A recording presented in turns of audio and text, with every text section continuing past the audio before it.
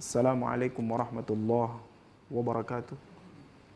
Bismillah, alhamdulillah, wassalatu wassalamu ala rasulillah wa ala alihi wa ashabihi wa mawalah wa ba'd.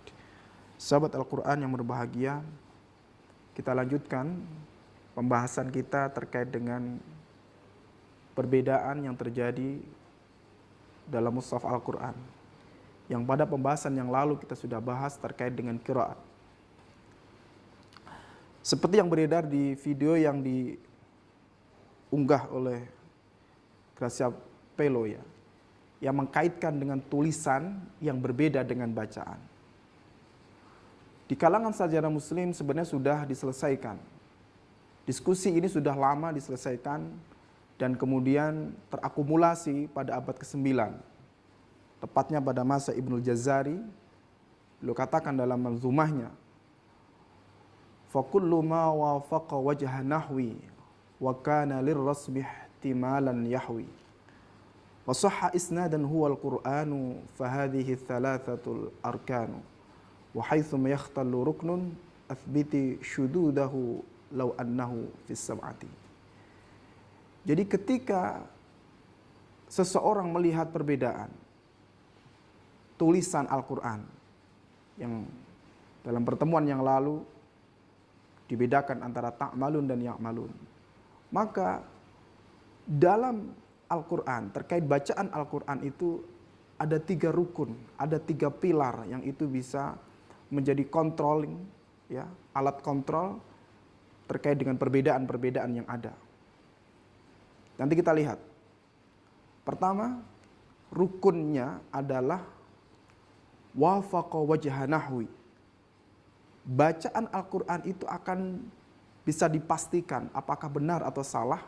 Pertama, ketika bacaan itu muwafaqah dengan kaidah bahasa Arab yang baku. Walau biwajhin. Maka kritik Gracia Pelo yang mengatakan bacaan wa mallahu bighafilin amma ta'malun, ya, dianggap berbeda dengan amma ya'malun. Baik itu ta'malun ataupun ya'malun, itu dua-duanya adalah muwafaqah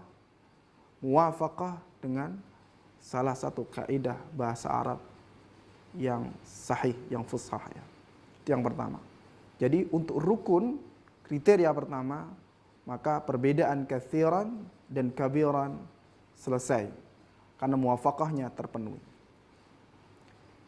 Kemudian yang kedua, rukunnya adalah dia harus muwafaqah, ya, dia harus muwafaqah dengan Rasm Utsmani. Nah ini, poinnya ada di Rasm Utsmani. Gracia Pelo tidak bisa membedakan mana itu rasm, mana itu tanda baca. Jadi yang disebut rasm adalah batang tubuh huruf. Batang tubuh huruf. Ya. Jadi bukan titik huruf, bukan harokat huruf. Bukan titik huruf, bukan harokat huruf.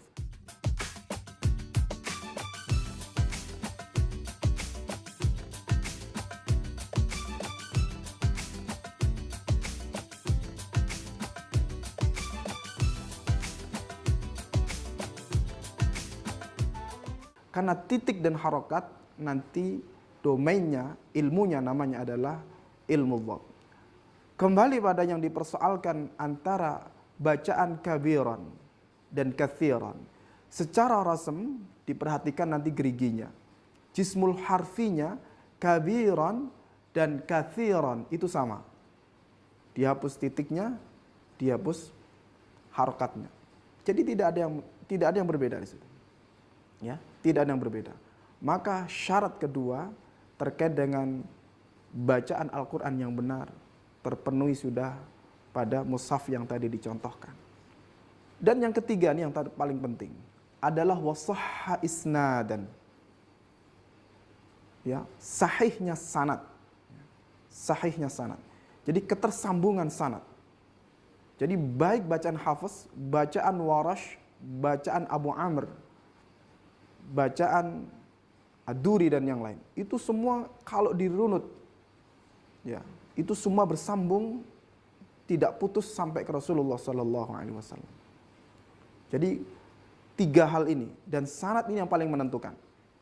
Makanya meskipun Al-Quran Mushaf Utsmani dulu tidak ada titik, tidak ada harokat, tidak kemudian muncul ribuan bacaan. Tidak. Kenapa? Karena tulisan itu ada alat bantu. Tapi yang pokok adalah talaki, syafahinya. Kalau kita membaca kitab-kitab yang menjelaskan Warash, kemudian kita bertemu saudara-saudara kita dari Maroko, maka bacaan Warash kita tidak akan berbeda dengan bacaan Warash yang ada di Maroko. Kenapa? Karena faktor sahha isnadan, talakinya di dalam konteks pengajaran Al-Quran itu berjalan. Berjalan dari dulu sampai sekarang. Demikian, semoga penjelasan ini bisa menambah keyakinan kita bahwa perbedaan-perbedaan itu adalah dalam konteks yang sudah diizinkan dan ditolerir dan bersanad dari Rasulullah Sallallahu Alaihi Wasallam, bukan karena kesalahan, bukan karena kecerobohan apalagi, tetapi itu karena sudah sesuai dengan pilihan yang kemudian diizinkan oleh Rasul Sallallahu Alaihi Wasallam. Demikian, kurang lebihnya mohon maaf. Assalamualaikum warahmatullahi wabarakatuh.